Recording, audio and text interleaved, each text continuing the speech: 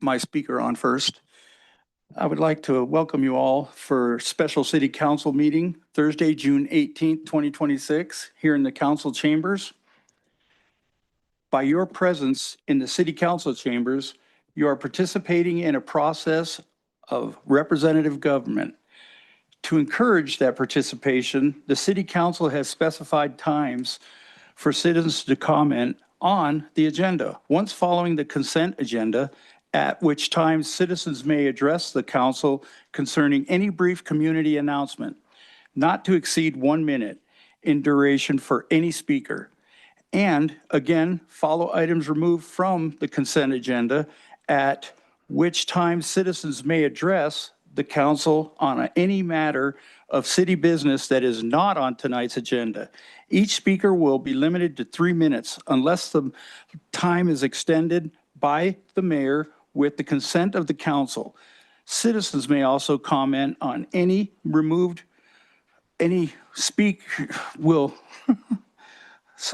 extended by the mayor, and comments of any item removed from the consent agenda prior to the council action, with each speaker limited to the 3 minutes unless the time is extended by the mayor with the consent of the council. If a citizen would like to comment on agenda item, we ask that you wait until the agenda item is presented to the council by the mayor and the public is asked to comment by the mayor. Any person who has any questions concerning any agenda item may call the city clerk's treasurer office and so on. So I would like you to stand for the Pledge of Allegiance.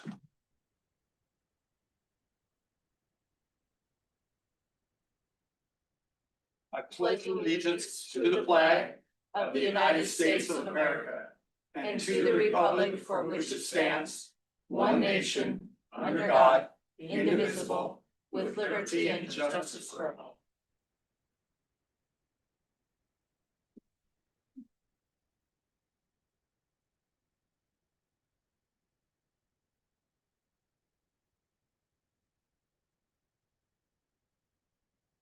We will start with the roll call.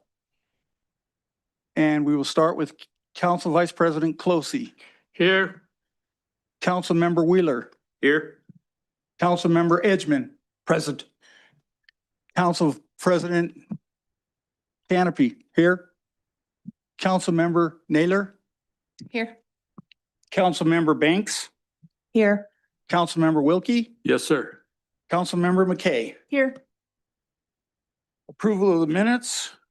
There is none. Correspondence, none. Council disclosure of ex parte and communications. Are there any ex parte communications? Councilmember McKay. Thank you. Have received a number of emails over the last week or so. I did reply to a couple of them. I replied to one from Cheryl Hill and Brian Lubinsky. And then I also replied to Kelly Goslow's letter that she read to us last week. And I think that's about it. Thank you. Thank you. Is there any other ex parte from the council? With that, we move to public hearing. None. Consent items, none. Notice to the public. Pardon me? Okay. Ceremonial calendar, none. Reports of board and commissions, none. Audience participation, 3-minute limit. Citizens may address the council regarding any item of city business that is not on tonight's agenda. Comments regarding tonight's agenda items will be accepted under scheduled matters. The duration for an individual speaking under audience participation is limited to 3 minutes. While all comments are welcome, the council will not take action on any item that is not on the agenda. Are there any public comments?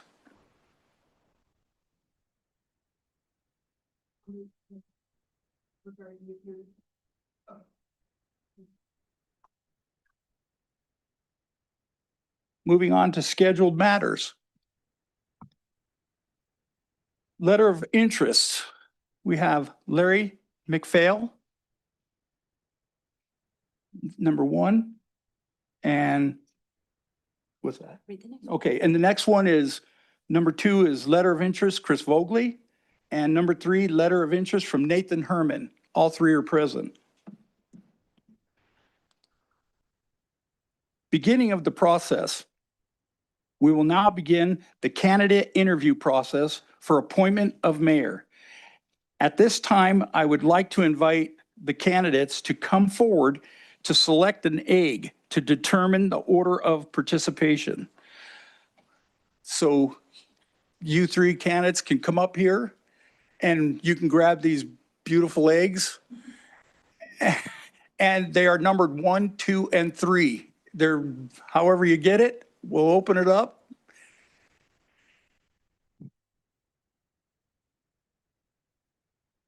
So Mr.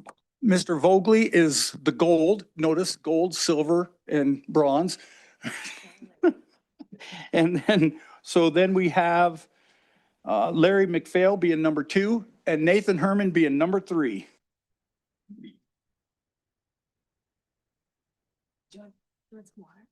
You want some water or something?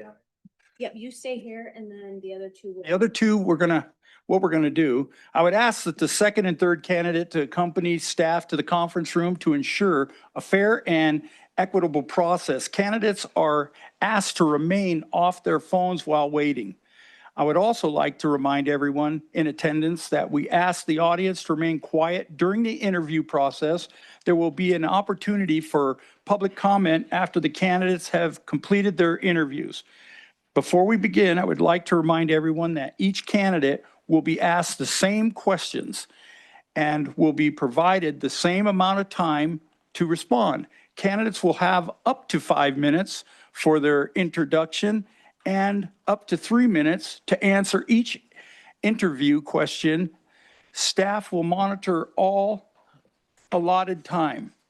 Candidate number 1, which is going to, yep, I'm just writing Chris Vogely. If you would come up to the mic, you know how to turn it on and.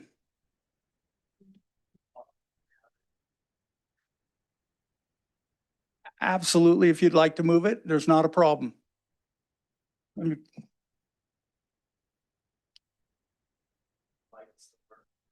you'll be fine. Yes, sir. And I'm just going to ask that you provide a brief introduction of yourself to the council. You will have up to 5 minutes. Go ahead.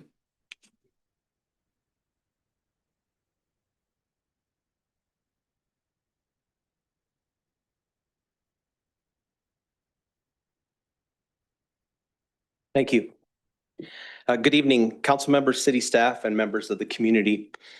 My name is Chris Vogely, and I appreciate the opportunity to be here tonight and to be considered for the role of mayor of Laurel. I've lived a life that has taken me through a lot of different kinds of leadership. I've worked with children and families, schools, residential programs, businesses, boards, with employees, budgets, conflict, community events, and difficult organizational decisions. I've had the opportunity to lead in large organizations, small organizations, nonprofit settings, educational settings, and local business. Through all of that, one thing has become very clear to me. Leadership is really about the people. It's about whether people feel heard. It's about whether employees know what is expected of them. It is about whether citizens trust that decisions are being made openly and honestly. It is about whether problems are faced or directly ignored until they get worse. It is about whether the person in leadership is willing to listen, to learn, to take responsibility, and to help bring people together. That is the kind of leadership I would try to bring to the city of Laurel. My wife Beth and I have made our Laurel our home. We have raised our family here. We've invested in businesses here. We've supported events here and watched our children and grandchildren become part of this greater community. When I think about Laurel, I don't just think about streets and water lines and zoning and budgets or council meetings. Those are important things, but I think more about families. I think about city employees showing up every day to do the work. I think about business owners trying to make a living. I think about kids walking to school, volunteers serving at community events, first responders answering calls, and residents who want to be proud of the city they call home. That is why this role matters. Laurel is at an important point. There are immediate issues that need attention, and there are long-term issues that cannot be ignored.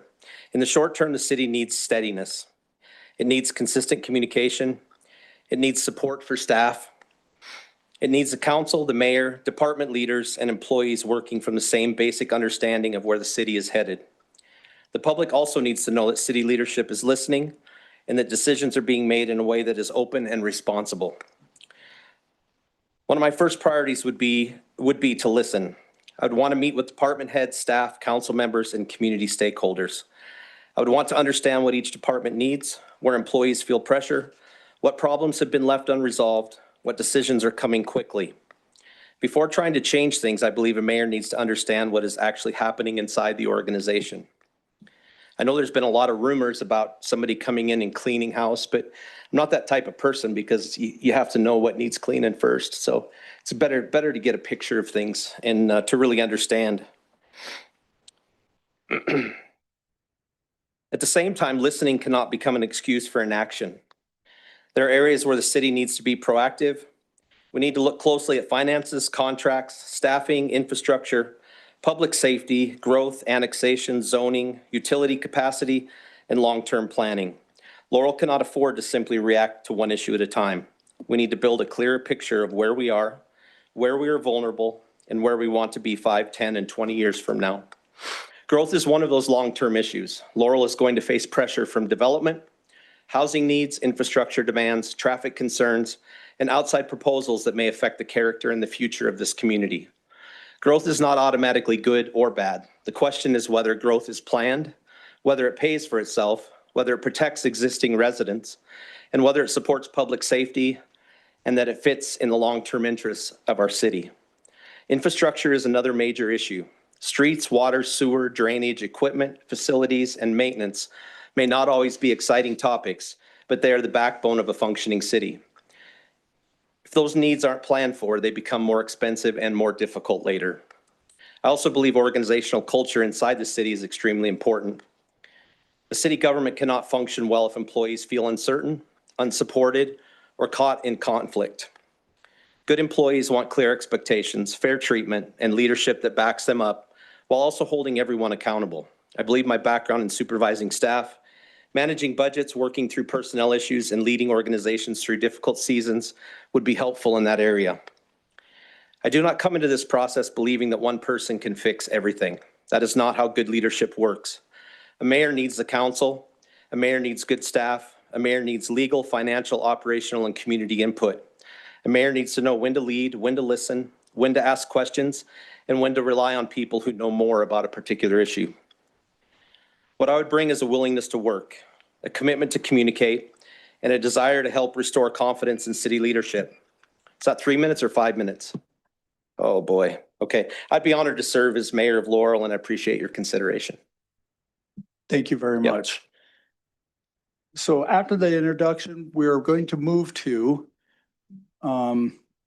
thank you for what you're doing here, what you're coming up and doing. And I will ask Civil Attorney Ryan to begin the interview questions. Each candidate will be asked the same question. Candidates will have up to 3 minutes to respond to each question. Questions conducted.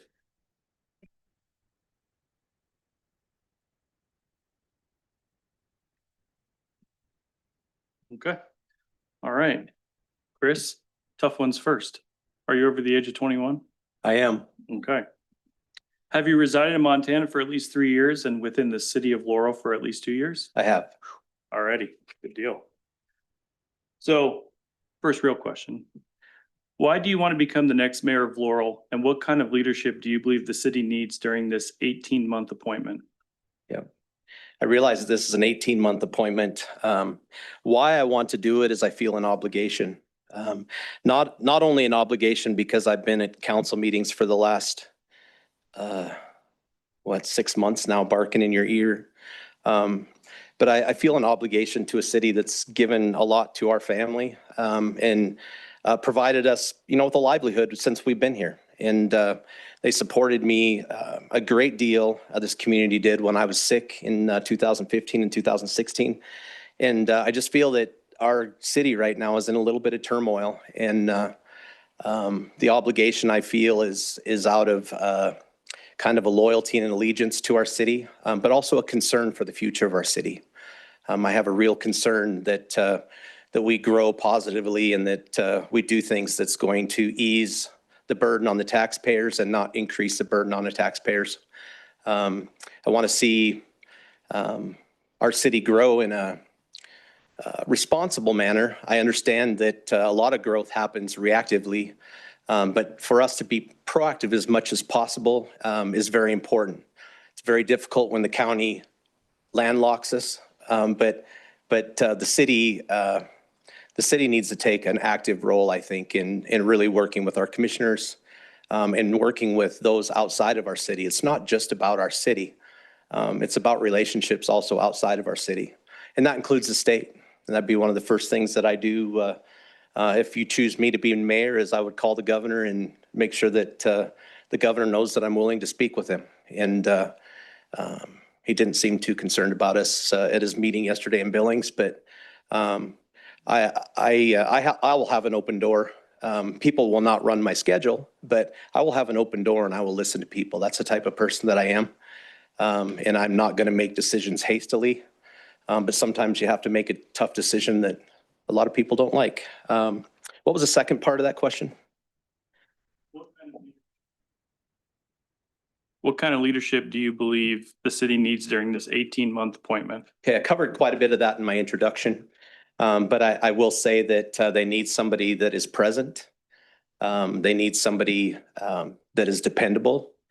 They need somebody that they know that if they call upon them, they're going to respond, that they will think through things adequately, research things, and come up with an educated answer or an answer that has been well researched.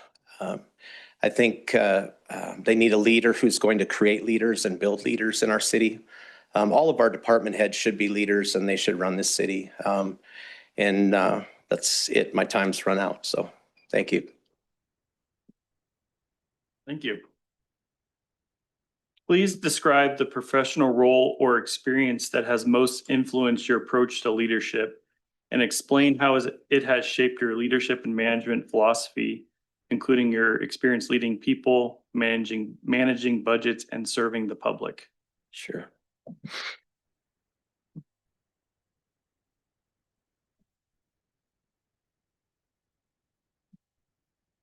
Okay, I think if you've looked at my resume, you've seen the different jobs and different positions that I've held. I've learned just about as much in life from raising children than I have from my jobs a lot. But I'll talk specifically about one or two of my positions that I've had and some of the responsibilities that I've had. The Milton Hershey School is a special place, has a special place in my heart. Milton Hershey started it. And it's a home and a school for children, and it was for orphan children to start out with. And my wife and I went there to become house parents, and we served and lived in a home with 12 boys, middle school aged, and not my favorite age, but we loved it. And we were able to work together, serve together, raise our children. And then I went into administration. And it was an honor for me to be able to do that. Not too many house parents went into administration because most of them were dairymen or homemakers who were hired as house parents in the tradition of that. In that school, I was given a pretty significant leadership position in a time when the school was going through some turmoil. There had been some incidents at the school between children, between staff and children, and it was my role to figure out how to assist in fixing that. And we implemented quite a few practices and created a system called Consistent Practices, which created a lot of consistency throughout the organization, but also increased expectations and allowed people to know what those expectations were. At the same time, we relocated homes. We put children in homes according to their ages, which was much more safe for children. I had to work with a union environment in order to have people move homes, uproot their family and move to a different part of campus. It's a large campus. It's a giant campus, so much larger than the city of Laurel. And so it's spread out over long, and you can imagine when people have to move homes and uproot their family, it's difficult. And I had to manage that process coming in as a new administrator. But it taught me a lot about how to work with people, how to listen to people, and how important that is for people to feel heard. Even when they don't like it and they still didn't like it, at least they were heard and they knew they had somebody to come and talk to. That was important there. When I went to Central Methodist College, which I was at Central Methodist University just prior to moving my family to Milton Hershey, I went down there as Dean of Student Development, and I had a friend working there. Didn't understand where we were moving to. My time's almost out, but it was the Mason-Dixon line, basically, of the South, so there's a lot of turmoil. And I had to manage that with students, with staff. It was a campus of 2,500 students in a town of 7,000 people. So the college ran the town, but dealing with those I would just say some of the racist ideals that were in that area was difficult for me because I'd never experienced that before until moving down south, and had to deal with a lot of those things and help people work through a lot of issues. But and a death on campus, which was pretty difficult to deal with, but I had to manage that as well. So I didn't get to talk a lot about budgets, but I'm sure we'll talk a little bit more. How would you ensure your decisions remain ethical, impartial, and in the best interest of the entire community, including addressing any personal conflicts of interest and maintaining independence from special interest groups? That's a difficult one because it's been misinterpreted, I think, in over the past few weeks. Conflicts have serving in an organization while you're serving in an official capacity isn't necessarily a conflict. If you're receiving a salary or something, then I think it is. But I know that there's council members who have actually served on boards or served on civic organizations, and they still do. Yet those organizations or ones they support come before the council for votes on things. So I want to be careful in talking about conflicts that way.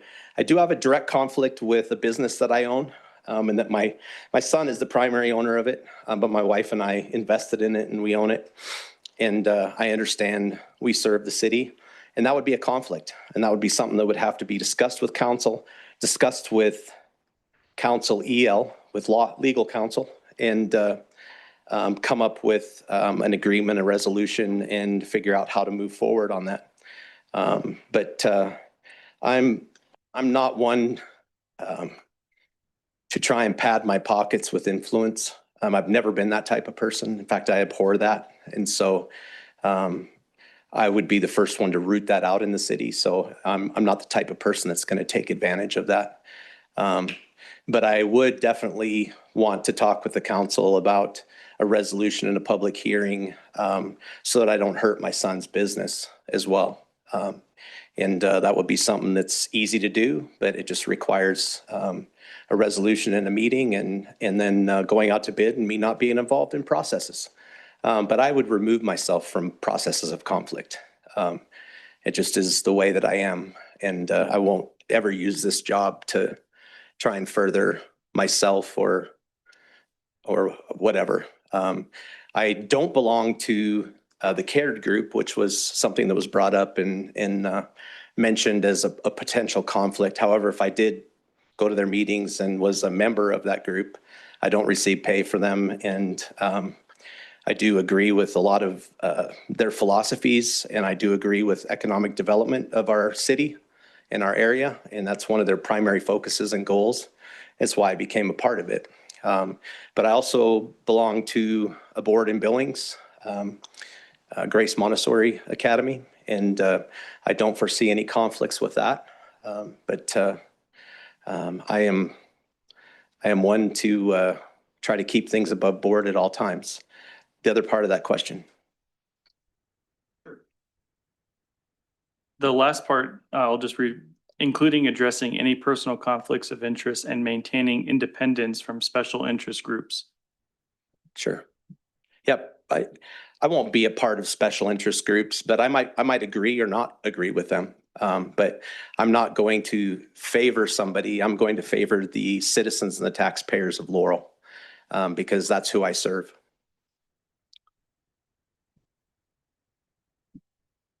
How would you foster transparency, collaboration, and mutual respect among the mayor, city council, city staff, and the public while rebuilding community trust and effectively addressing contentious issues, especially when the public opinion differs from your own? Sure. I think that's probably the last part of your question. I love opposition because it only makes your argument better or it refutes it and then you move on or you try to get to a better point. So I'll always ask for opposition. And I remember one time when I was at a staff meeting, I won't say the organization that I was at, but I kept having staff, my leaders, my department heads coming to me and not pushing back on anything, not pushing back on ideas. And it upset me to the point where I was pretty stern that I wanted opposition. And if somebody had to play devil's advocate, then let's make some opposition. But it's the only way that you make good decisions. So I will speak with people that oppose as long as they're respectful. And if they're not respectful, I'll let them cool down and then I'll talk to them. But I think some ways that I would increase transparency and communication for the city and for its residents.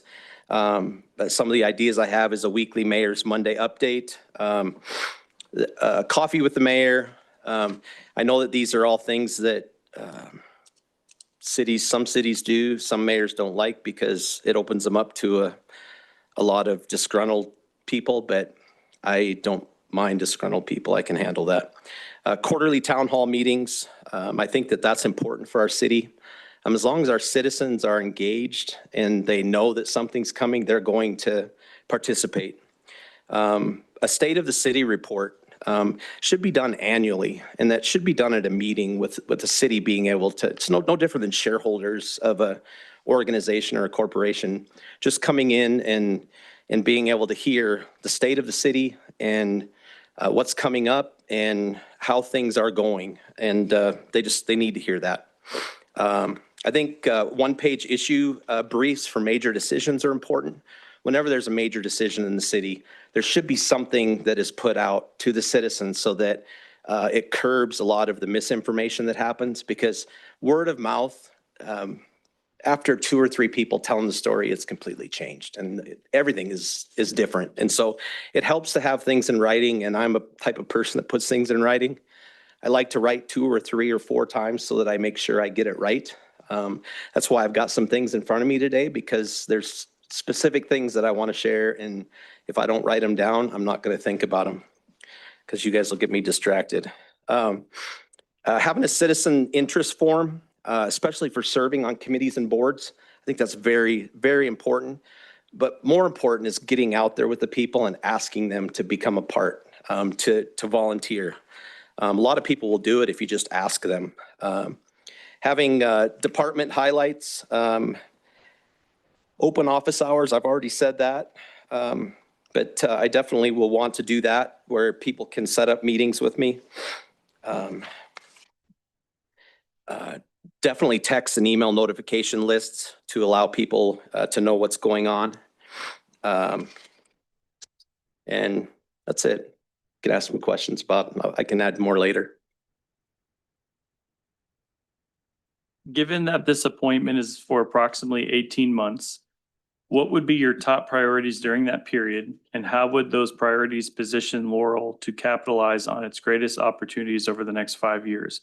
What role should the mayor play in advancing those opportunities?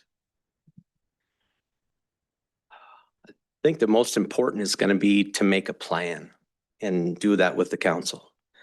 The city needs to know where it's going, and we need to know if somebody wants to come into this community or just outside this community, that's okay, or it's not okay.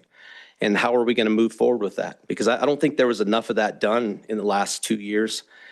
so that, anybody can come in and buy or build, and obviously anybody can buy land, but we need to understand what our community is going to look like. And I know that the psychiatric forensic facility is not a popular topic, but we wouldn't allow them to go into the old middle school or the old high school. And why wouldn't we? Because there's houses all around there, and there's the park and all of that. Well, in 20 years, that's what it's going to look like on the west end of town. It's going to be surrounded by something, probably not homes now, but we need to have a plan of what we want to do.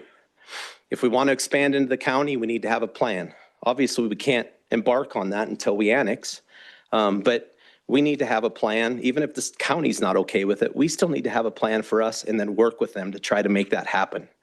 I think that's probably one of the most important things over the next 18 months to set up for the next mayor to be successful. That's a big proponent of setting people up for succession planning.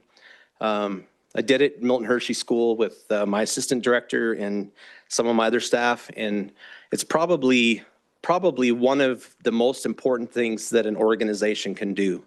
You don't promote from within unless you have good succession planning and that you're investing into the lives of people. Otherwise, you're just promoting incompetence. You want to make sure that you have good people, they're the right people, and then you pour yourself into them and make sure that they're ready when that time comes. I would do the same with the council. I would give the council as much information that they need. I think they understand that. I've come to plenty meetings and given them a lot of information, and I won't change that. I will give them whatever they need to help them make decisions, whatever they need in support. But I think those things are probably the priority for the next 18 months. The other priority is to review. I would review processes. I would review deadlines. I would review, make sure that we have somebody in charge in our organization to keep track of timelines and deadlines. But I think I have 10 seconds. The first 30 days, I would restore trust and stabilize the chain of command. I would require a written department report from our department heads, put staff morale and internal culture on the agenda, look at professional service contracts, engineering and infrastructure, consulting, utilities, overtime and scheduling, insurance, workers' compensation, claims. I mean, there's a lot of things to go through, but I definitely would go through all those things and probably have an ad hoc committee working on that to assist with that, who are professionals in the community who know a heck of a lot more than I do. Municipal budgets often require difficult trade-offs. What do you believe is the biggest misconception about municipal budgeting, and how would you prioritize competing department needs while balancing economic development, public safety, infrastructure, and fiscal responsibility? In making those decisions, how would you evaluate long-term investments and deferred maintenance or staffing needs when the consequences of underfunding may not become apparent for years? Wow, that's like a 15-minute question. We can read it. Will you read the first sentence? First question would be, what do you believe is the biggest misconception about municipal budgeting? Yes, okay. The biggest misconception is we've got money, so why can't we spend it? Because you can't spend, I mean, it's no different than schools. You've got money that's designated and it's allotted, and it can't go for anything else except for what it's there for. And I don't even know all that. I would have to rely on the business manager for a lot of that, because it takes a long time to understand what those special pots and what goes in what pot and what can't go out of that pot. I think looking at reserves is very important. A lot of people don't understand reserves and why you have reserves. And I think that looking at the organization or the city's long-term liabilities and what those liabilities look like, and what kind of contracts we have out there, that's one reason I would review contracts, is to look at how long of liabilities we have and over the long term, how long those will play out. And also any monies that are being used for ongoing either staff salaries or, permanent positions or permanent expenses that were temporary monies, just like some of the COVID monies. So many organizations took COVID monies and they created programs. A lot of schools did this, created programs or created staffing who were assistants or support staff. And when the money dried up, what happened? All those staff that they need or those programs that they were relying on, they're gone. They don't have funding anymore. And so I think looking at all of that is really, really important as we move forward and making sure that that we start things that we can continue. Or, if it's temporary money, then we're going to approach that with temporary solutions so that they don't hurt us in the long run. The next part of that question. How would you prioritize competing department needs while balancing economic development, public safety, infrastructure, and fiscal responsibility? Yeah. Well, the priority number one is to the taxpayer and to the safety of the community.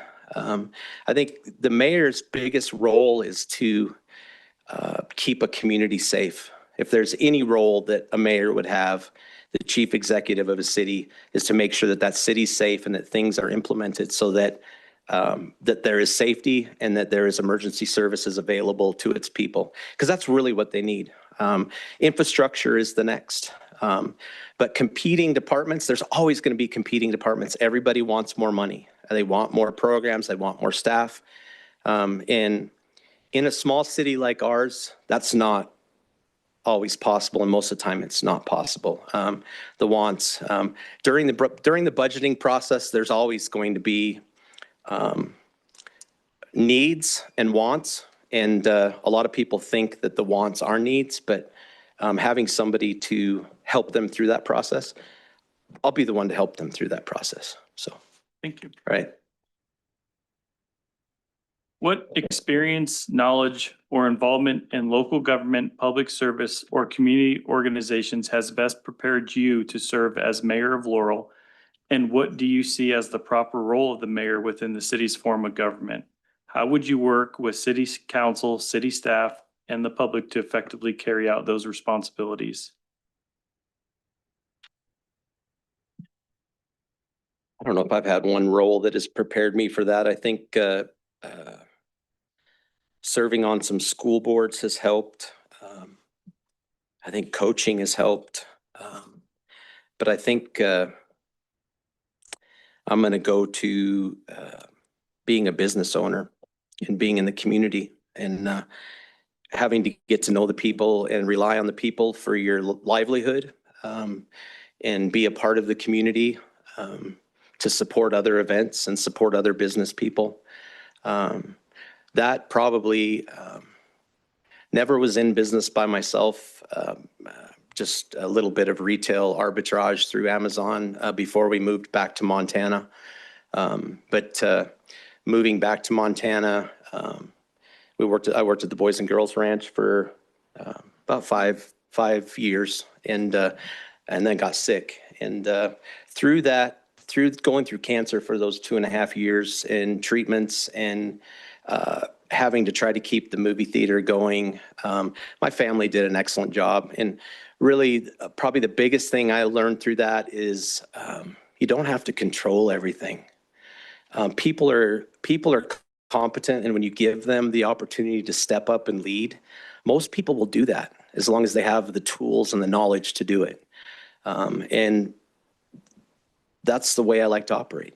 I really don't like to manage and lead people who always need to be told what to do when they're supposed to be a leader of a department or just other people. If they're a leader of 2 people, a supervisor, I don't want to run their job. I don't want to run their stuff. So a lot of coaching, a lot of training, trying to get them to a point to do it. And maybe they're not on the right seat on the bus for that job. Maybe they need something to do something else in the city. But I'm one that will work with people, but I'm not one that will keep somebody in a seat where they really aren't effective and that hurts the city or hurts the staff. But I really like to try and work with people as much as possible to help them grow and to give them the tools they need to lead. And I think my business experience here in town was exactly that. My kids stepped up, my wife stepped up, and they pretty much ran the theater for about 5 years. If any of you went to the movie theater and went to the movies, you didn't see me there a lot. And there's a lot of reasons for that, but they did a wonderful job, and so did a lot of the 15 and 16-year-olds that had to run things. And they're all wonderful people. They're moms and dads now, a lot of them, which is crazy. They started working for us when they're 14 and 15. They're business people, they're community members, and I think that part of business is what would probably make me the best mayor, is because it just opened my eyes to a lot of things and community support. So. Given that city staff are generally available during standard business hours, what level of availability and involvement do you expect to maintain in carrying out the responsibilities of mayor? And how will you ensure that you are accessible to city staff, elected officials, and the public? That's a hard one. I've thought about this one a lot. Anybody that knows me or that has worked with me before knows that I'm the type of person that does a lot of work in the middle of the night and sends a lot of tasks. Now with delayed emails and things, I don't have to have stuff when people wake up in the morning and see it, but I work a lot of hours. I'm the type of person that's going to work to get the job done. I know that the mayor is the chief executive of Laurel. Are you able to answer a question? Potentially, what you got? What's the required hours for the mayor to work in the city? Yeah. It's an exempt position, but I know I know that answer, but there aren't any hours. And you're asking me if I'm gonna, give up all of my life and my time with my family for the pay that maybe a quarter of what some are getting. And the answer is yes. My family knows that. This is a very hard decision for me to come up here, because I know what's in front of the city. I know what they're going to face. I know what the mayor's going to face, and it's not going to be fun sometimes. And so you don't do this for the money, and you don't do it because you only want to come in 10 hours a week. But I can tell you that I'll be in more than 25 hours a week. I'm the type of person that usually doesn't leave. And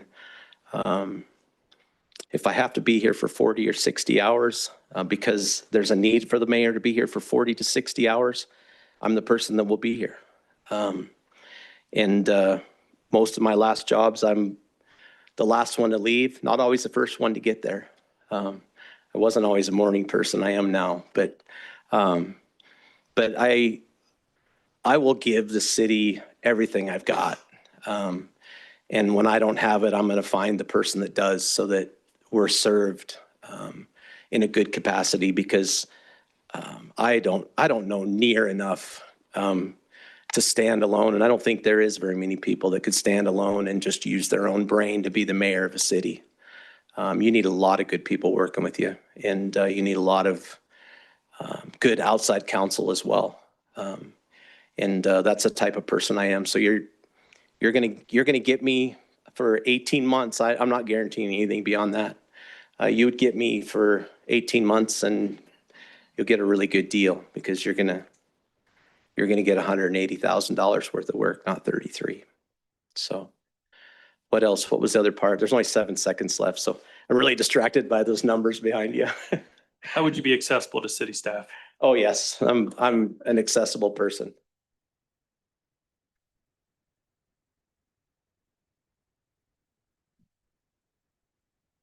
That's it. Last one. Now that we have finished conducting the questions for you, Mr. Vogely, thank you for your participation. What we're going to do is take you over to the conference room, which you will be, we'll show you where to go. Upstairs. Yep, and then we're gonna, it's downstairs. It's downstairs, okay. Yeah, But then what we want to do is take about 4 or 5 minutes for council to complete their notes and use the restroom, whatever needs to be done. And then we'll go get the next person and come up in about 5 minutes. Thank you. Okay. Thanks a No lot. follow-ups or anything? You're not doing any follow-ups? Okay, thanks. Yes.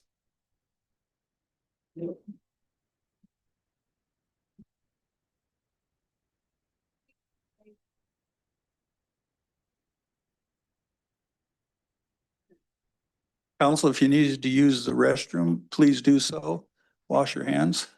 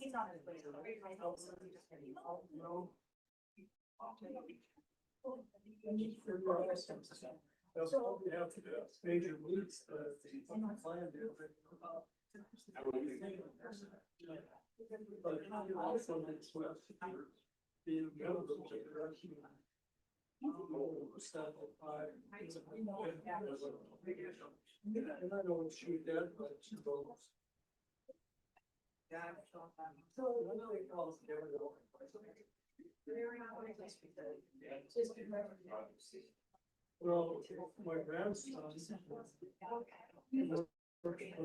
think his last name was. He's like a miller. It's just through his land to get access. This is really good. And then doing some of the team has a son. You know, my grandson. He's worked for him.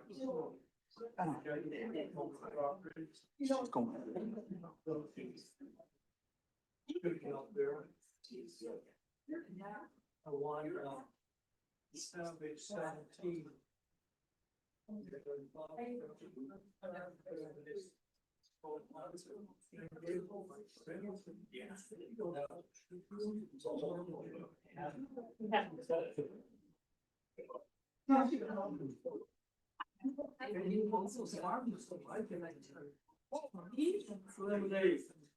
That can be a problem.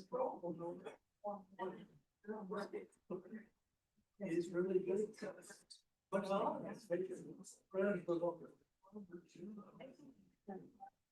yeah, nice big dog. Wow. Oh, I heard my phone.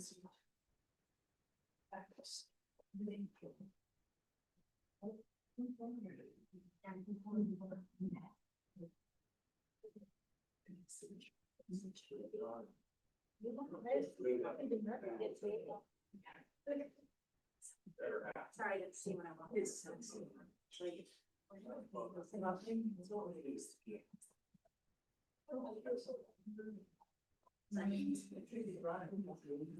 I would like to introduce the second candidate, Larry McPhail. You've obviously come forward. Please provide a brief introduction of yourself to the council. You will have up to 5 minutes, which is on the clock. You can keep an eye. My name Larry McPhail. I'm local here, obviously. I've been reflective the last couple of days leading up to this and reflecting back on what got me here, because for me, this is very surreal, standing in front of all of you, making a case to be mayor. That long ago, this wouldn't have been a thing. And my initial cause was running against Sarah for Council Ward 1 for that seat. And the experiences that I had through that process, which was for me quickly became a learning process. I've told this story a lot because it means a lot to me, but I met with a room full of local business women, and I went in there with an idea that I knew what I thought I knew. And what I learned quickly is I didn't know anything. I had an idea, and they changed my entire way of thinking about this city and how I felt about it and how they represent it. A lot of people in here have taught me over the last year and a half, which ultimately gave me the courage to come up here and stand in front of you guys and ask to sit in that seat. Am I qualified? I don't know. I feel I would do a good job. I feel that I bring certain qualities that would help the city grow, maybe bring some peace. We all know it's been rough the last several months. It's you guys have had to endure a lot and had a lot of pressure and whatnot. You guys have inspired me as well. You guys sit up here week after week and take what's thrown at you, and and you do that and you go home and then you come back and you do it again the next week. And I think that takes a lot, and I think it says a lot about who you guys are. And I aspire to that. So if I can bring something of value, and I believe I can, that's what I'm here for. That's all I got for that. Thank you, Larry. I appreciate you stepping up and doing this and coming right out of the chute. But at this time, what I'm going to do is ask the civil attorney, will begin the interview questions. Each candidate will be asked the same questions. Candidates will have up to 3 minutes to respond to each question. Questions conducted. All right. All right, Larry. I made this joke last time. It won't be that funny again, but I have to ask you the tough ones first, okay? Sure, So are you over the age of 21? I am. Okay. And have you resided in Montana for the last 3 years and within the city of Laurel for at least 2 years? I have. Okay. So why do you want to become the next mayor of Laurel? And what kind of leadership do you believe the city needs during this 18-month appointment? Can you ask me that again? Absolutely. Why do you want to become the next mayor of Laurel? And what kind of leadership do you believe the city needs during this 18-month appointment? I believe I have something to offer to the city. And I can say vice versa. The city's given me a lot to get me here. I think that I have certain characteristics that would make me a good fit for the job. Leadership, resource, what I like to consider one of my strengths is I'm very resourceful. I don't always have answers, and I won't promise to have all the answers. But I know how to ask a lot of questions to get to the answers that I need or that we need.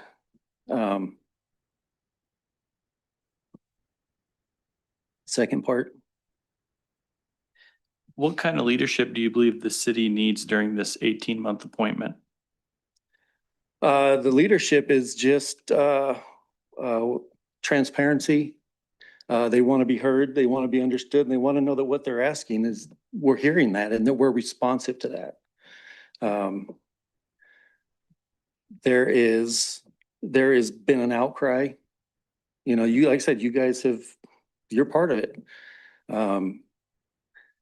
I think that there are things that could have been done differently, handled differently, and I think that I have the leadership abilities to do that in a respectful way and a legal way, because there's responsibility.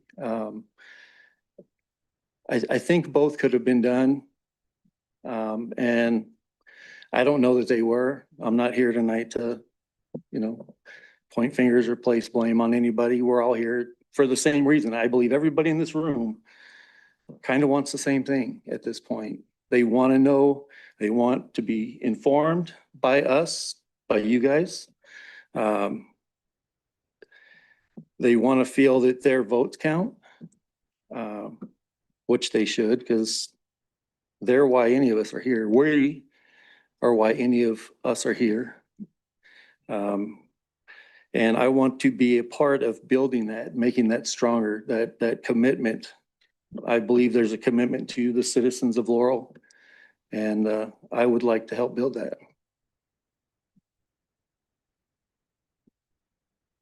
Please describe the professional role or experience that has most influenced your approach to leadership and explain how it has shaped your leadership and management philosophy, including your experience leading people, managing budgets, and serving the public.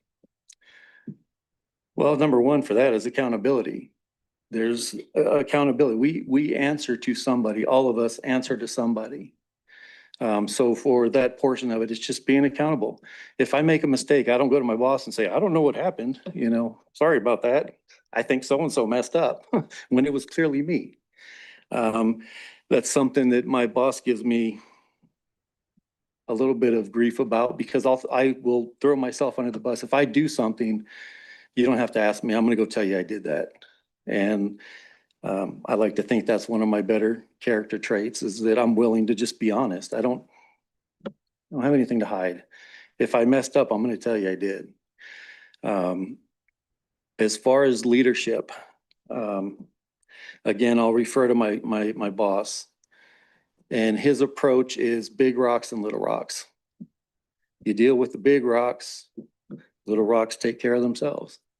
He is, in his leadership, he's very kind of hands off, but in the background, he's not, right?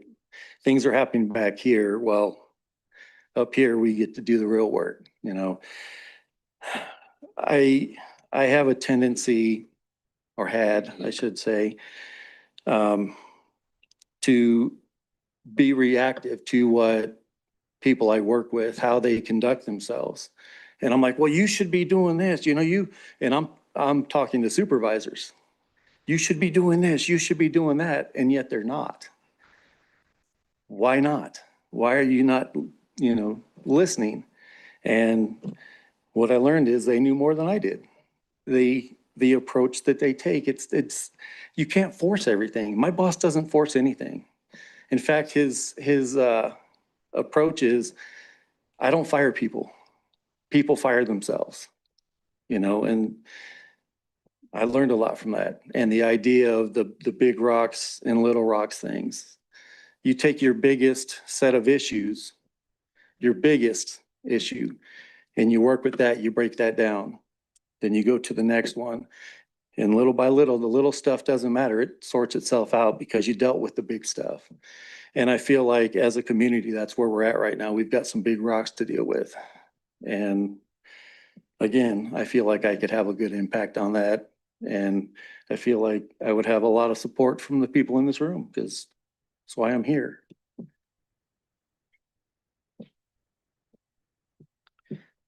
How would you ensure your decisions remain ethical, impartial, and in the best interest of the entire community, including addressing any personal conflicts of interest and maintaining independence from special interest groups? It's a lot of a question. Can we do it in the 3 different parts? Absolutely. So the first part is, how would you ensure your decisions remain ethical, impartial, and in the best interest of the community? That's easy. My interest is their interest. That's why I'm here. They have sat in here, I've sat in here, and there's no special interest in that. They want what's best for this city. That's why they show up week after week. I want what's best for the city. There's no conflict there, at least for that, you know, that part of it. Special interest.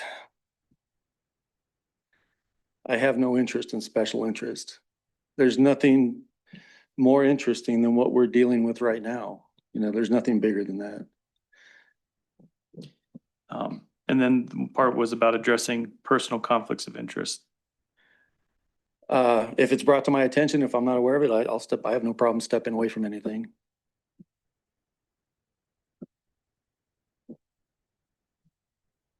Anything else? Nope. How would you foster transparency, collaboration, and mutual respect among the mayor, city council, city staff, and the public while rebuilding community trust and effectively addressing contentious issues, especially when public opinions differ from your own? I literally thought about that today, that very question and how you deal with that, because as you look in this room, there are people that have very strong opinions, right? I've sat in the same spot. I've had some very strong opinions at times. What I've learned sitting here and watching how you guys deal with that, how do I say this?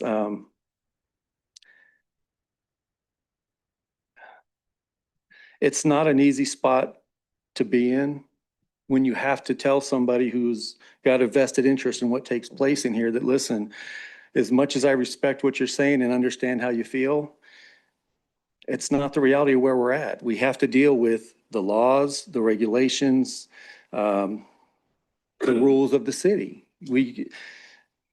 As much as it would, you know, it's hard telling somebody that I understand what you're saying. There's nothing I can do about it. You know, again, I don't have all the answers, but one thing I can do is I can listen and I can hear you and let you know, I heard you. I heard what you said. And if there is something I can do, I'll do it. It's in my mind, that's not that complicated.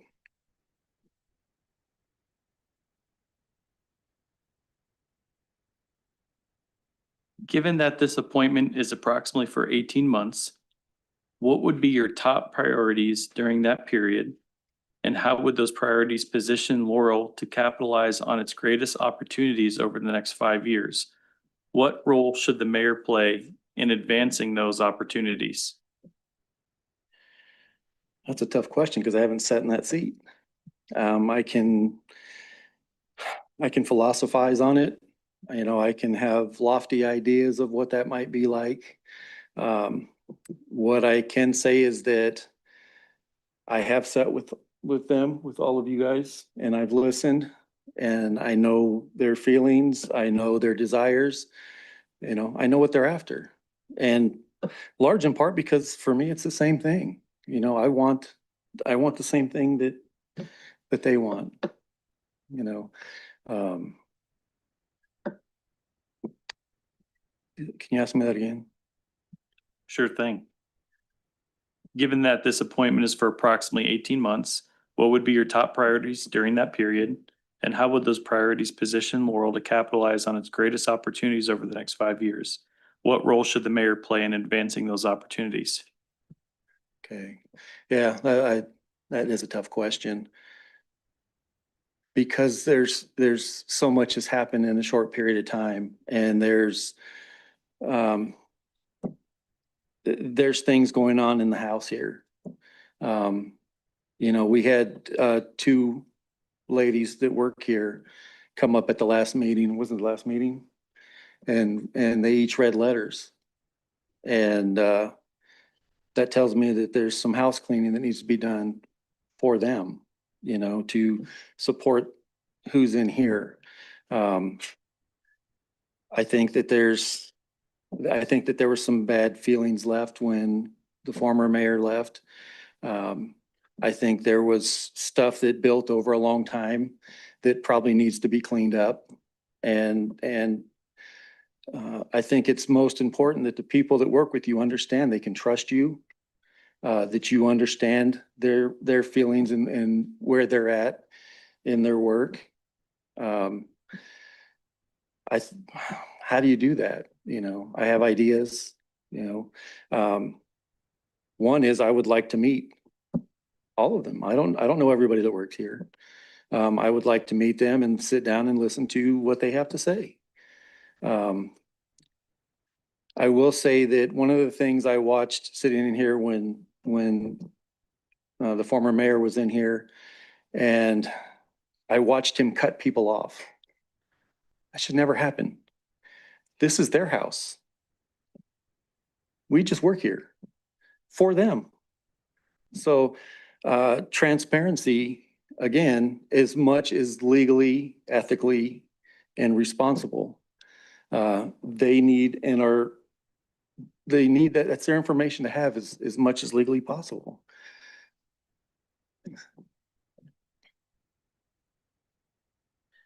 All right.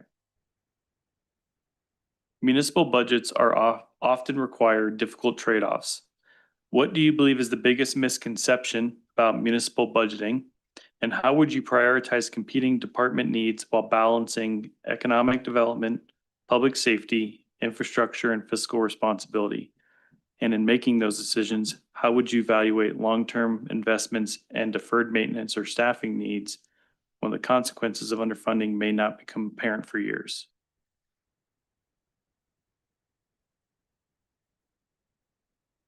Well, my first thing is I believe there are committees, staff. There's a lot of people in place before it comes to the mayor. And you have to rely on your people. They're there for a purpose. I'm not a financial expert by any stretch. I've had to deal with budgets and whatnot, but I'm not an expert on them. But there are lots of people in that line to support that cause. I think that when it comes to budgeting, there's always going to be a little bit of, you know, you get personalities and people with different ideas and different wants. And of course, those that are screaming that say, hey, I really need this over here, or hey, I need you to focus. We need to put this money over here. I think it is it's the most important thing, but it's also the most difficult thing because now you're dealing with personalities. And not everybody's going to agree. Sometimes you got to make hard choices, and then you move on to the next thing.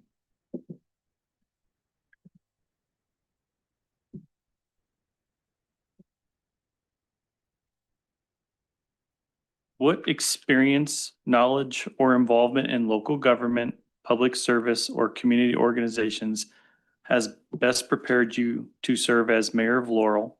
And what do you see as the proper proper role of the mayor within the city's form of government? How would you work with city council, city staff, and the public to effectively carry out those responsibilities?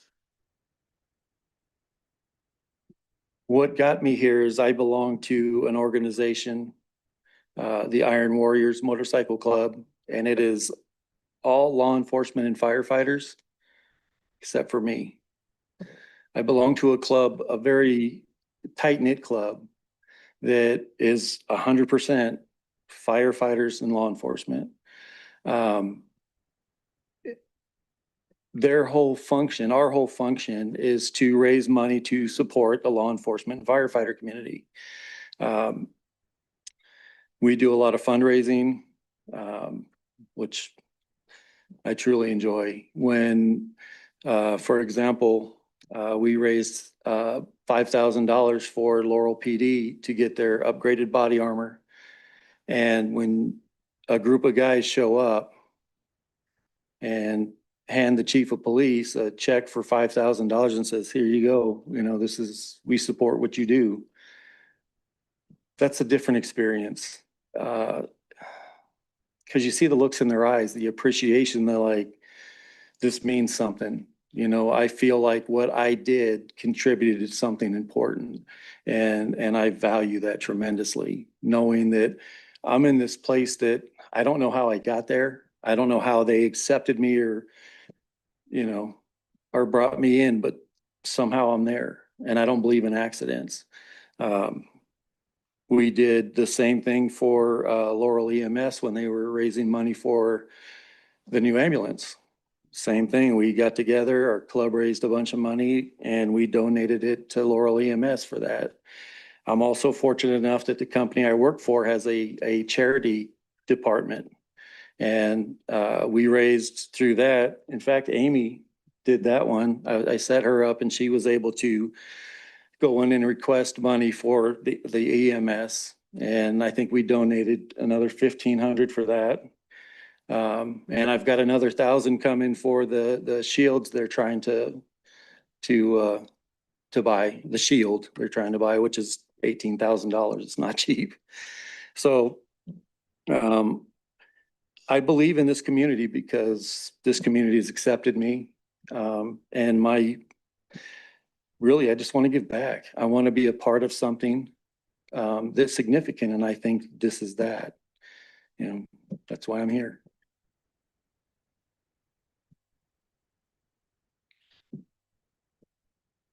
Given that city staff are generally available during standard business hours, what level of availability and involvement do you expect to maintain in carrying out the responsibilities of mayor? And how will you ensure you are accessible to city staff, elected officials, and the public? That's a good question. I'm always available by phone. If there is a cause for me to be here that requires my immediate presence, I can always make that happen. I've got a lot of flexibility with my work. That's not a problem. Same for city staff. If they need me here, I can be here. That's not even a problem. And important, because if you don't support your staff, you're the problem, not them. Thank you. That's all the questions. Thank you. Thank you, Ryan.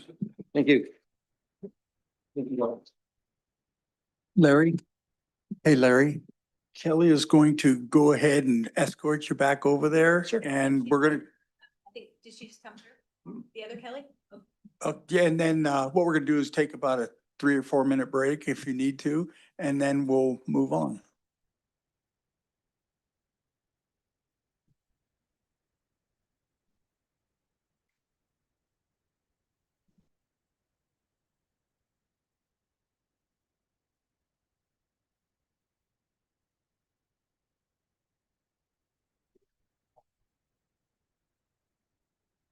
I'm really being sincere.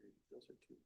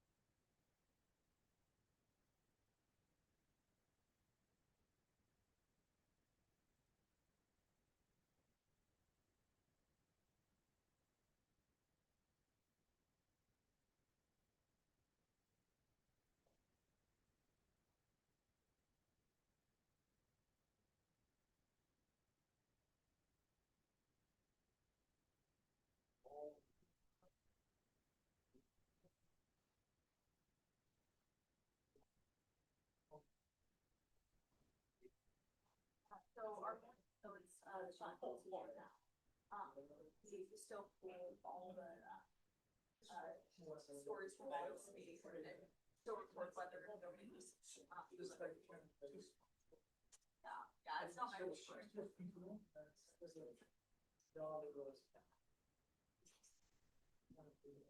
Rob. Yeah. Yeah.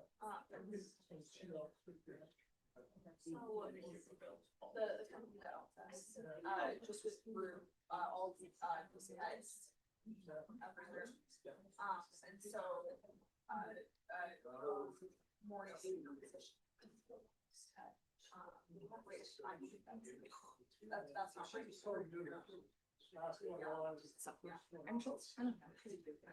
Yeah, no.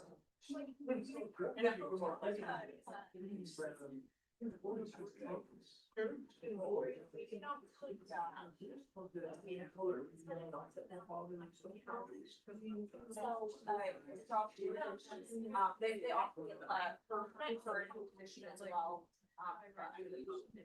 It's not so it is really tough.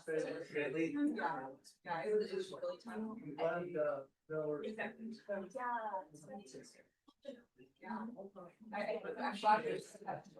I was just saying, we're ready for the next, she's standing right in the hallway. We are now ready for our next candidate, and she's going to bring him up here.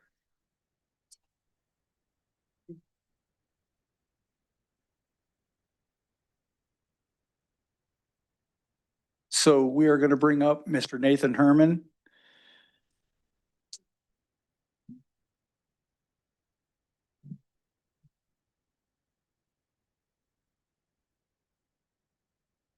Hello there, Nathan. How are you tonight?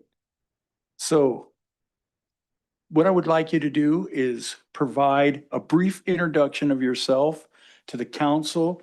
You have 5 minutes to do so. And she'll watch it. There's the clock. You can see that. And you go ahead and introduce yourself. My name is Nathan Herman. I born and raised here in Laurel.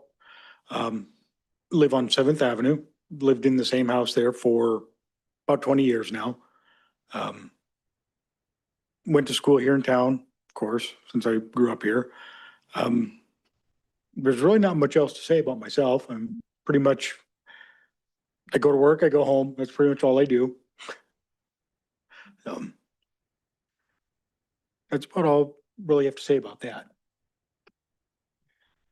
Okay, so Nathan, what we're going to do at this time, we will have the civil attorney, Ryan, here. Mhm. He will be asking you questions and the interview questions. Each candidate will be asked the same questions. The candidates will have up to 3 minutes to respond to each question. So we'll start with Ryan asking you questions. All right. Toughest one first, okay? Are you over the age of 21? Yes, Okay.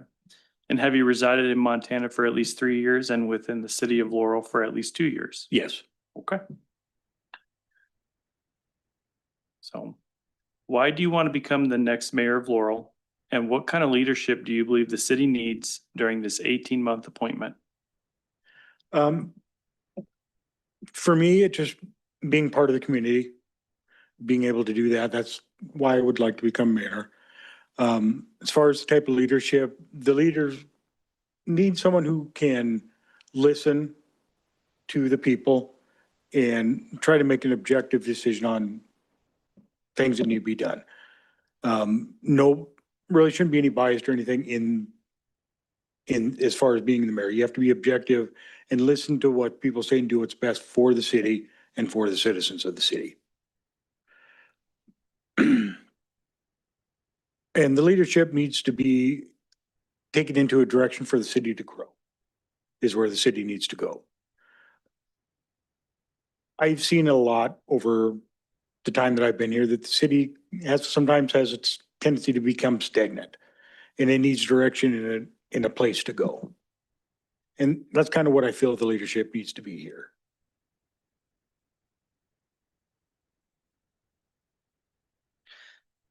Please describe the professional role or experience that has most influenced your approach to leadership and explain how it has shaped your leadership and management philosophy, including your experience leading people, managing budgets, and serving the public. I think the one role that I had that helped with that was when I actually worked for the city of Laurel here and was the wastewater superintendent. And that helped me learn about the budget process, how things work within the city, and being able to help manage people. And and that's the job that I think did the most, especially starting at a lower position within the city and working my way up to that position. That helped a lot to see how things on each level work.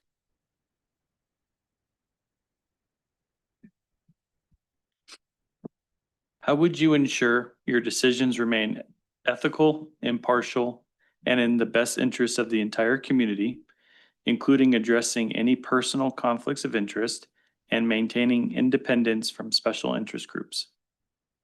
For that, as far as remaining independent and stuff, you cannot let your personal feelings come into the decision-making on that part. You've got to be able to do what's best for the city and the citizens of the town, not something that is personal on your part. I'm sorry, I kind of forgot the rest of the question there. How would you ensure your decisions remain ethical, impartial, and in the best interest of the entire community? Basically, you just have to step back and look at things to make sure that you're not making it personal, that you're doing it for the whole, not just for yourself. And that's how you want to kind of lead things ethically, is just be able to step back and look at the situation as a whole and not make it personal.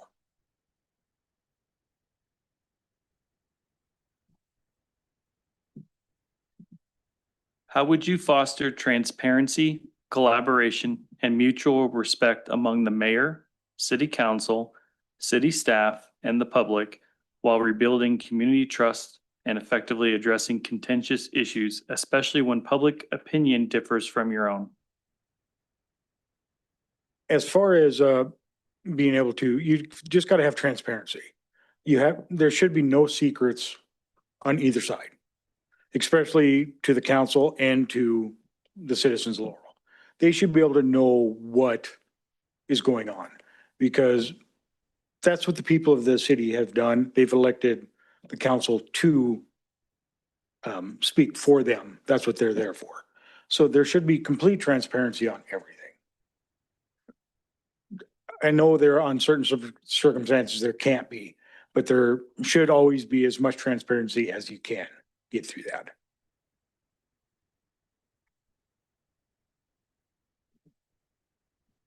Given that this appointment is for approximately 18 months, what would be your top priorities during that period?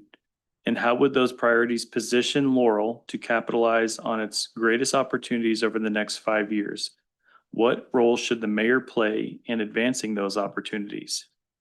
The mayor typically should be the leader, putting those ideas into a format that is acceptable for the process in the city. I think the biggest thing for here is growth and infrastructure, being able to upgrade infrastructure and that type of situations.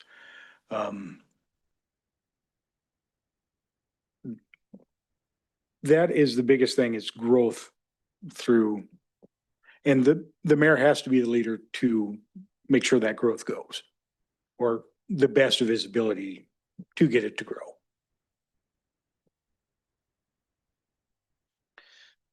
All right. Municipal budgets often require difficult trade-offs. What do you believe is the biggest misconception about municipal budgeting? And how would you prioritize competing department needs while balancing economic development, public safety, infrastructure, and fiscal responsibility? And in making those decisions, how would you evaluate long-term investments and deferred maintenance or staffing needs when the consequences of underfunding may not become apparent for years? On that, you do have to look at the big picture of things and see, you kind of have to do a bit of a projection to see what is going to happen over the next few years. But the biggest misconception of the budget is that they just put numbers into the budget and that's good to go. And that there's a almost unlimited fund of funds for that. But that's what I think is the biggest misconception for the budget. And you have to be able to sit and just look and decide what is a priority at that time. And how can something else that has to be cut can be saved for later to be able to build up the money for that. And it's just basically going to be up kind of being in the leadership position to be able to look at the big picture of things and just try to do the best that you can as far as where the money is going to go and what the priorities are for the city.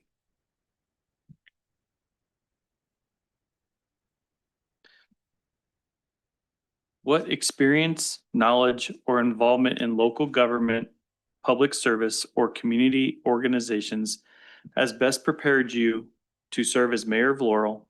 And what do you see as the proper role of the mayor within the city's form of government? How would you work with the city council, city staff, and the public to effectively carry out those responsibilities?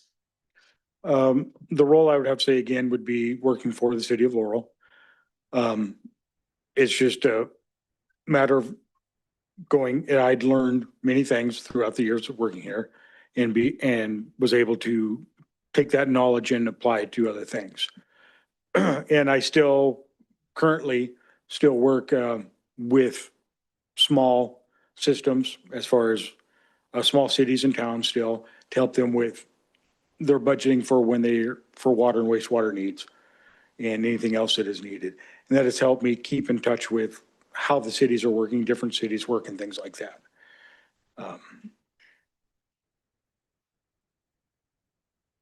I'm sorry, I forgot the last part of the question there. How would you work with the city council, city staff, and the public to effectively carry out those responsibilities? The best way to work with all the council and everything is just to sit and have dialogues. You've got to talk about it. Even if their opinion is different than yours, there's always a ground that can meet in between. And that's the best thing to do, is just talk.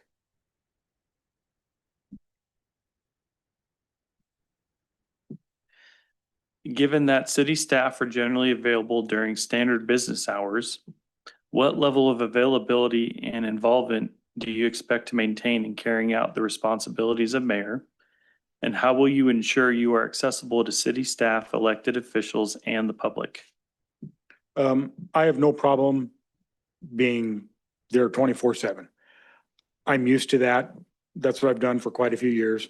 I've always been on call, basically 24/7, no matter what job I've been in. That's how it is now, where I work now. I work 7 days a week. I don't have a problem being on call. I get calls in the middle of the night for problems that happen, and I'm there.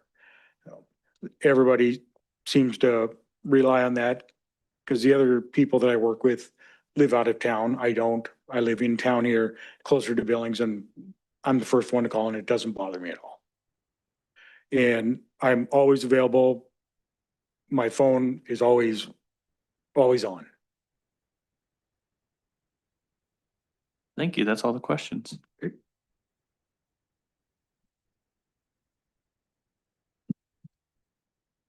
Thank you, Mr. Herman, and Kelly will take you back over to the other room. We are going to still take another 3-minute break for us to finish the paperwork here, the council members. And then the next one we will move on to will be public comment when we return back here in about 3 or 4 minutes.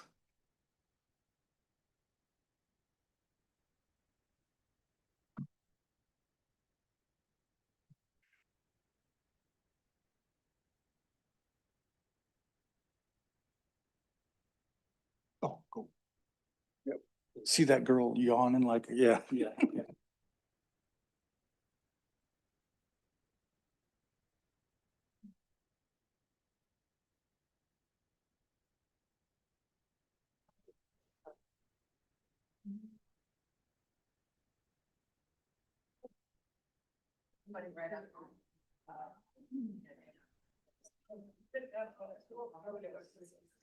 I know it, right? The voice now. I mean,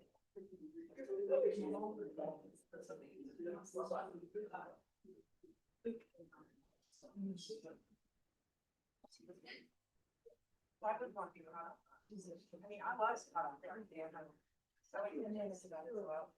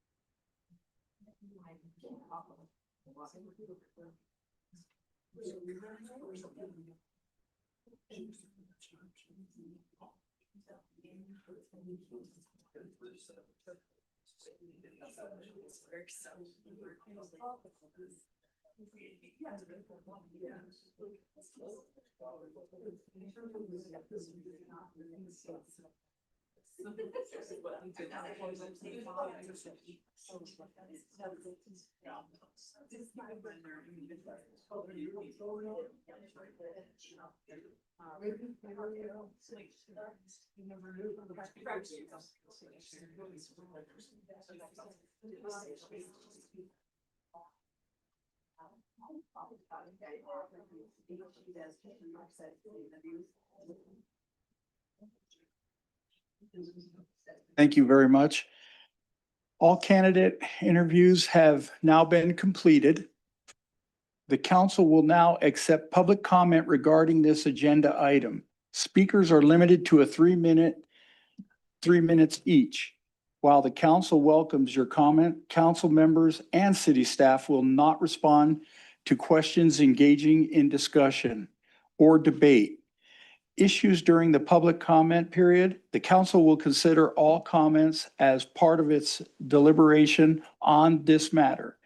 If you wish to address the council, please come forward, state your name and your address for the record, and your limit for comments are 3 minutes. So we open it up to public comment.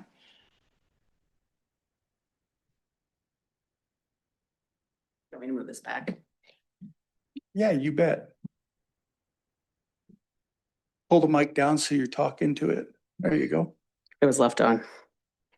I don't have my own comment. I just want to say thank you guys for, Jennifer Lorenz, 916 Fifth Avenue. I don't have my own comment. I just want to say that I appreciate how you guys are handling this and I respect the heck out of you. My friend Brian Lubinsky wanted me to read his comment. So he says, I'm sorry I couldn't be there to comment in person, but here are my thoughts after listening to each of the candidates. Only one came in fully prepared as to whom I think would be ready for the job as mayor. It was Chris Folkley. He came in with well thought out ideas, concerns, and answers to tough questions.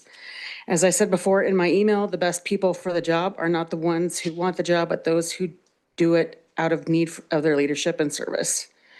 Service for the people is a sacrifice, and Chris had even mentioned that he is sacrificing precious time with his family to fulfill this position for the future of the town, and his family supported him in this.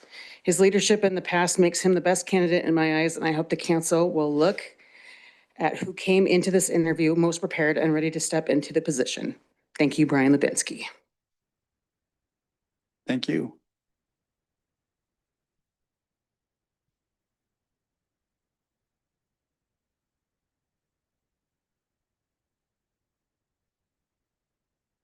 Okay, Julie Jones, 1201 West 4th Street. I just want to thank you again for having this tonight. And also I just want to put a good word in for, as a character witness for Chris Folkley. I've known him since he's probably that high. But anyway, he also served on the school board while I was a business manager there. He was always fair and respectful to everyone, you know, as a board member, and he did a wonderful job. He asked good questions. He thought out things, you know, and he, you know, and yeah, he was, then he had some opposition and he dealt with it very well. So I just want to say, you know, he would be the better of the candidates if you were to pick somebody. Thank you. Thank you.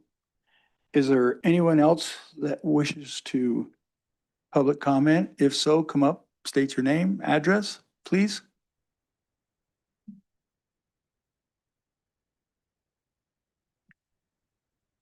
Hi, Jenny Jones at 1320 Nez Perce Drive. And I also want to state that Chris Folkley would be a wonderful mayor. I have served with him as a trustee on the Laurel School Boards, and he was excellent. He thought through all of the issues that came to the board. He listened, and he also discussed things with a lot of insight, asked great questions, was very respectful, and I think that he would be a great mayor to this Laurel, to the city.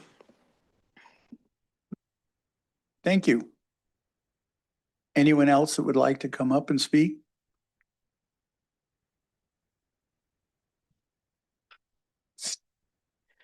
Callan Renner, 606 10th Avenue. So we're all here today under these circumstances because several people, many in this room, made a lot of very comfortable decisions. What I've learned in my life is that comfortable decisions are often poor decisions.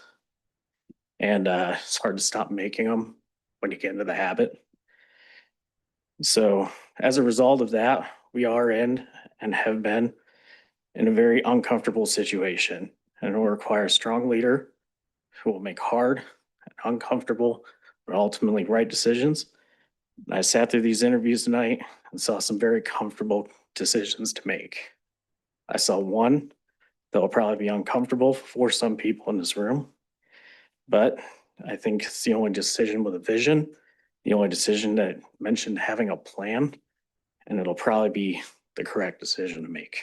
I think we all kind of know who I'm talking about, so I'll leave it there. Thank you. Is there anyone else that would like to come forward?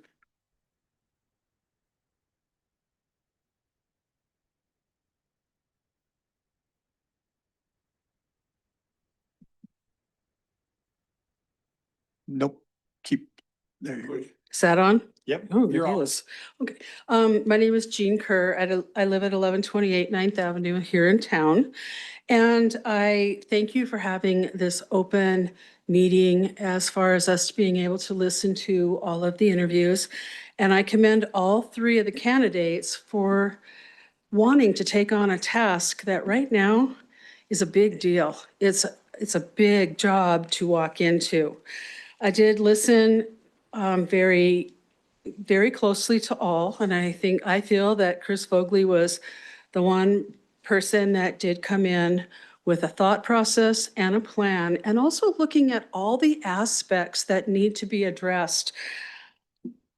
You know, the topic that we're not talking about as far as the mental illness prison, that has brought this to a head. But I think it's also what I've seen in this city is there's been kind of a grassroots effort also with Laurel Cares to say we need to have a different thought process. I don't think it's anything to be afraid of. So even a connection where Chris was part of that, he's listened. He hasn't ever been there and been a rabble rouser. He's just listened and said, you know, carry yourselves this way. He brought up even the strife within the city workers. It's broken. And he will listen. He will have a thorough thought process before he does anything. I think he's going to benefit all of us. He has knowledge. He knows our charter backward and forward. He also knows how to find the laws and the procedures within the Montana Code annotated, and he also knows procedure.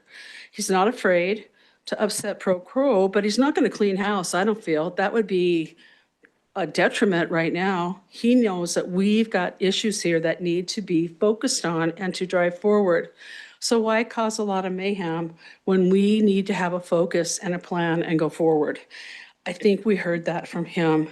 And it's not that I don't think the other two don't have a pure thought process, but they didn't show it here.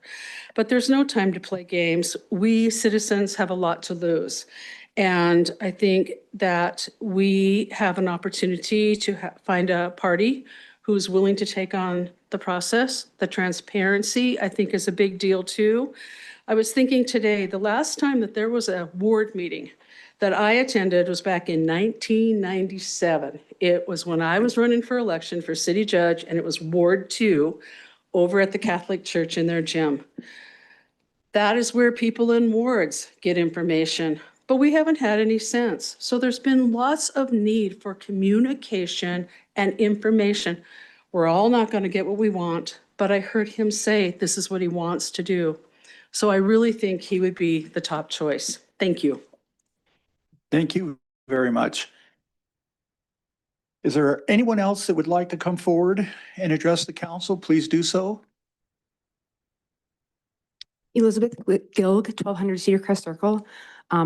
I just wanted to mention that I've only known Chris since a little bit past February 2nd. I believe he was sick when I attended my first city council meeting, and he was out with pneumonia for a couple of weeks when I had started working with Laurel Cared. And he's a really good person. And I know that a lot of people care a lot about, you know, intelligence and how they can handle business. And Chris has all of that. He's an incredibly impressive human being. And my favorite thing about him is that you can just, you know, he's just a good person. He's fair, he's kind. And I think that should always be a requirement for leadership. So. Thank you. If there is anyone else that would like to step forward and speak, please do so. Give us your name and your address. Laura Kirschman, 939 West 4th Street. Thank you all for being here tonight. And I give kudos to all three guys that interviewed tonight.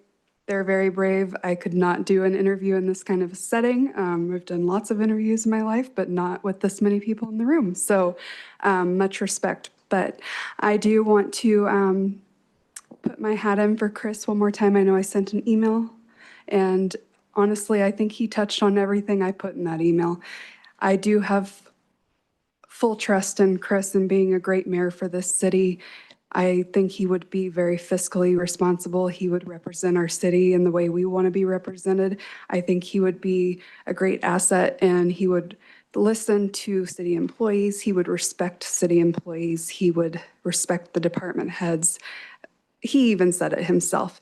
And tonight, he came in with a plan. He came in with a vision, and he talked to us about that, and that's important. So I think he spoke for himself well, and his resume speaks for itself. He has an impressive resume. I read it, and I think he's fit for this job, and he would do us great. So please consider him for this job. Thank you. Thank you very much. Shauna Hopper, 504 Roundhouse. So thank you all for being here. Thanks to the three candidates. Everybody's heart is in the right spot. Your hearts are in the right spot. Laurel Caird's hearts are in the right spot. But this job goes much further than just your heart and your want to better Laurel. It's going to take courage. It's going to take commitment, and it's going to take accountability to not just city council, to city employees, but to the public. So I just ask that you take into consideration those things when making your decision. Although there are plenty of jobs that are 9 to 5 within the city, there are also plenty of jobs that are not 9 to 5 within the city. Our emergency services are not 9 to 5. City council is not 9 to 5. Obviously, the attorney is not 9 to 5. So it's important that communication for everyone is at the top priority. Thank you. Thank you. If there's anyone else that would like to come forward and speak, please do so. If no other further speakers, seeing none, public comment is now going to be closed. Moving on to council discussion. We will now move to council discussion. I would like to remind everyone that this portion of the meeting is reserved for council discussion and deliberation. The council will not be taking additional public comment at this time, and council members will not engage in a debate with members of the public during the portion of this meeting.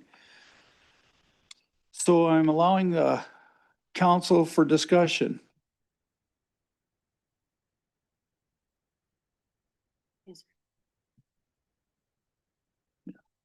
Is there any council? Go ahead, Mr. Wilkie. Thank you. I guess I got to be the first one to step forward here. I've listened to these three gentlemen very, very diligently. I've listened to the public very carefully, and this is kind of some of what I've observed. Chris came in here with a professional attitude, a professional look. He answered questions with detail. He had a timeline. He had an idea. He somewhat shared all of that with us and all of the questions that were asked. Versus the other two gentlemen came in casual, not what I consider a professional look for an important position that we're trying to fill. Their questions were short, some not thought out, as well as what Mr. Vogley had done. He's obviously spent a lot of time with his his thoughts and his plan and what he wants to help the city do and how he's planning to do that. The other gentleman had very, very little detail and even got sidetracked on some stuff that wasn't really pertinent to the questions that were being asked. That's my opinion, and if it comes down to it, I'm afraid that Mr. Vogel is going to get my support. Thank you. Is there any other council member McKay? Thank you. I'm very impressed that the three gentlemen came in tonight and put themselves up. Just as Laura said, it's a very intimidating situation to not only interview in front of us, but the audience, and you're on YouTube. So I really applaud those three gentlemen for coming in tonight. I appreciate the willingness to dedicate themselves to the community and the willingness to learn. I think they all mentioned that they knew they had things to learn, and that there was a lot to figure out. But I do also agree a lot with Councilmember Wilkie. Mr. Vogel came in very well prepared and shared a lot of his experience. And I appreciate that he has been a leader in different settings. He has had management experience and supervisory experience. He's managed budgets, large budgets. And having the school board experience, he's sat in meetings like this, Robert's Rules of Order, all of that kind of stuff. And so I do feel like that in this situation, just given his resume, that he's probably going to be the best candidate for us. So thank you. Thank you. Any other council discussion? Go ahead, Councilmember Edgman. Thank you, sir. I would also chime in with Councilman Wilkie and Councilman McKay. Well presented, from the heart, has a deep concern. The other two gentlemen, thank you so very, very much for making the opportunity to stand your case. But I feel that Mr. Vogel can swim in the deep part of the pool. Thank you. Thank you. Is there any other council discussion? I'll raise my hand. I do have something to say. I really want to go the same way Mr. Vogel presented himself, in a high standard. I agree with all the other council members. I also want to say thank you to all of you for watching this process work out. This is huge. It's a big change, and I was honored to be able to do this. Councilmember Vice President Colosi. Thank you. I want to thank those three gentlemen that spoke this evening. It takes a lot of courage to come up here and do the interview. Also, I think everybody knows I wasn't a fan of all of this process. To me, in the past, it was a city council member was elected to be appointed to the replacement of the mayor. That doesn't say that any of us as sitting here at city council could do a better job than the three candidates that were here tonight, but I just wanted to bring that point up. Thank you. Thank you. Councilmember Naylor. I just want to say, I'm a huge supporter of Chris. Obviously, they all stepped up to the plate in my book, but he came in very well prepared, very professional. I think that he is the right choice to move Laurel in the direction that it needs to go and help the city get through the turmoil that we are facing currently. That was all. Thank you. Thank you. Is there any other council discussion? With that being said, we are going to go into a recess. And at this time, the council will take a brief recess before proceeding to voting process. I would remind council members not to discuss this matter with one another, or with anyone else during the recess. At this time is intended for an individual reflection and consideration.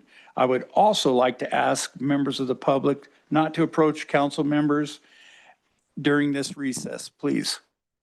We are now at a recess.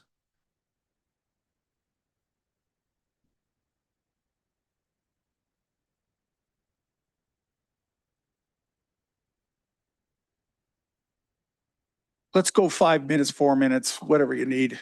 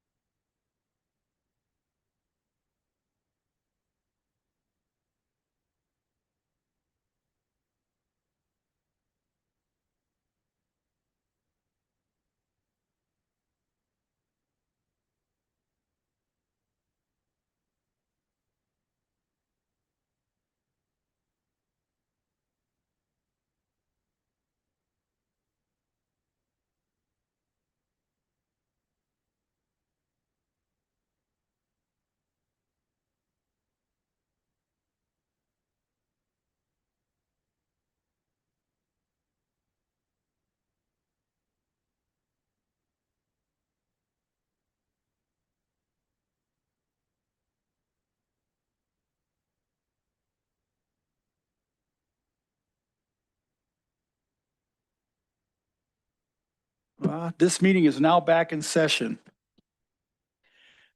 Voting process. The chair will now entertain a motion.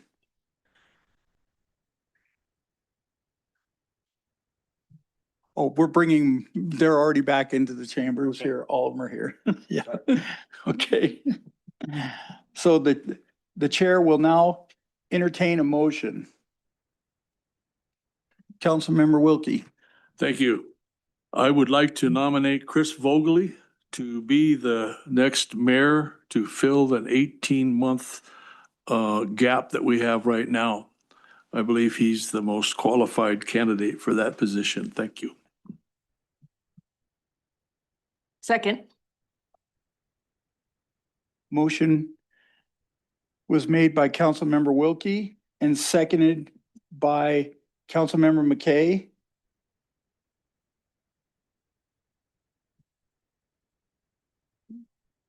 To appoint Mr. Vogely as mayor. Is there any other council discussion on this motion? Seeing no further discussion, roll call, we'll vote. Starting with Councilmember Vice President Closey. No. Councilmember Wheeler. Aye. Councilmember Edgman. Yes.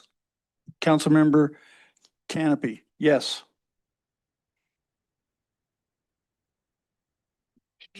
And then we're going to go over to Councilmember Naylor, Yes. Councilmember Banks, Yes. Councilmember Wilkie, Yes, sir. Councilmember McKay. Yes. So the vote comes in at 7-1, and that is putting the motion being carried 7-1. This motion carries. Congratulations to Mr.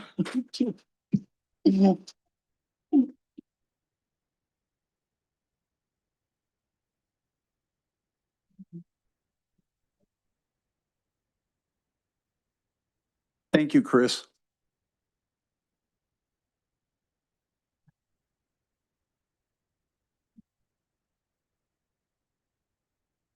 Mr. Mobley, it's my pleasure to lead you through your oath of office.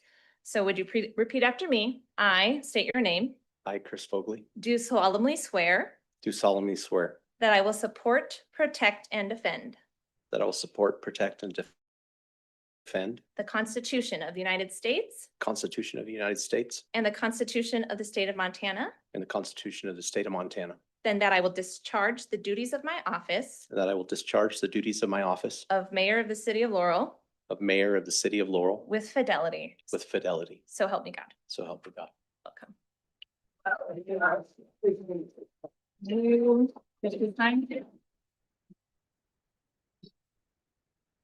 Pretty signature, regular one, Whichever you prefer. regular one. Thank you. Thank you. I would like to congratulate the new mayor, Mr. Chris Vogley. Please take your seat at the desk here. Dais. The desk, well, you can call it whatever you want, buddy. What's that? Oh, and what we're gonna do is take a brief recess. But I'll move Chris up to here. Chris, I'm ready to go back over there.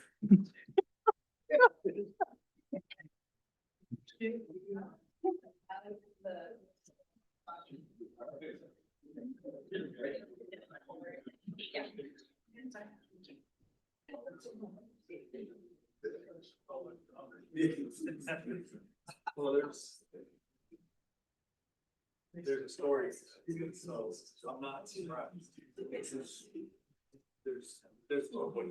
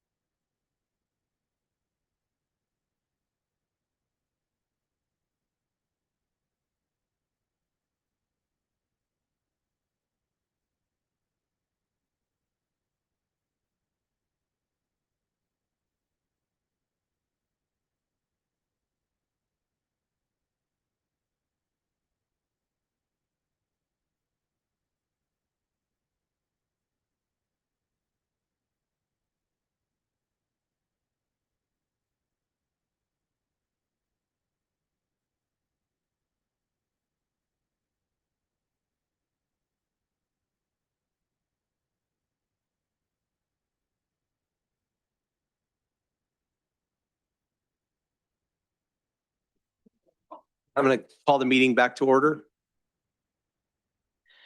Community announcements, we have a 1-minute limit.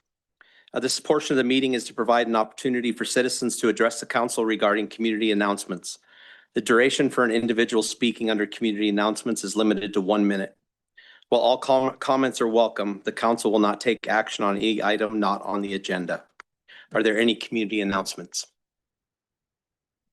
Shauna Hopper, 504 Roundhouse. Just want to let everybody know that Laurel Community Foundation is hosting Rock the Block tomorrow night from 6 to 9, and Cactus Jacks will be the music. If you haven't seen, the money that has been raised over the last few years was able to provide some new buddy bars and handicap accessible tables there, and they have some more projects in the works. So I'm very honored to be part of it, and I hope you all can come out and enjoy it.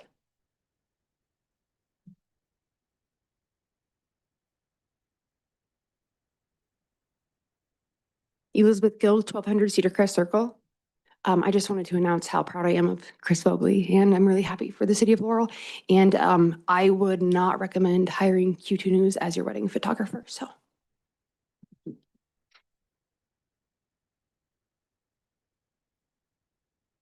You two as your wedding photographer, I think is what she's. Is there any other public announcements? Seeing none, we'll move on. Council discussion. Council members may give the city council a brief report regarding committees or groups in which they are involved. Councilmember McKay. Thank you. Two things. We have an emergency services meeting on Monday, the 22nd at 6 p.m. here in council chambers. And then my other thing, as a part of this group, I wanted to just really thank Tom, Council President Canopy, excuse me, for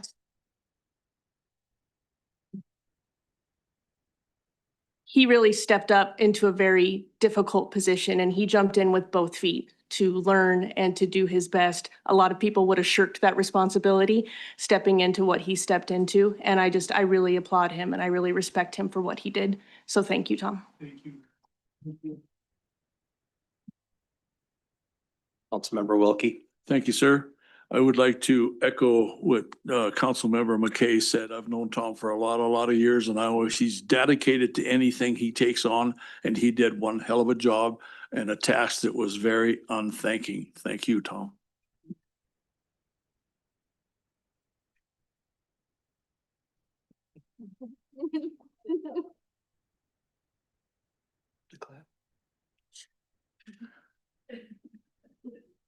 Anything else? Councilmember Edgman. Yes, sir. Do we need to turn in these pieces of paper to Brittany? Thank you. Any other council discussion? Council President Canopy. Again, thank you you've always been pretty supportive here. You haven't picked on me much at all. I appreciate all that. But Chris, you supported me in the beginning way back when I first started. And you've kind of followed through. I have no hate for anybody. I agree with a lot what was said. That's why I became in this chair, because it needed changed. And I'm really glad you stepped up to that position. I'm really happy and excited for you and the city of Laurel and the council, everyone, and especially you, the constituents. But thank you very much for that. Thanks, Tom.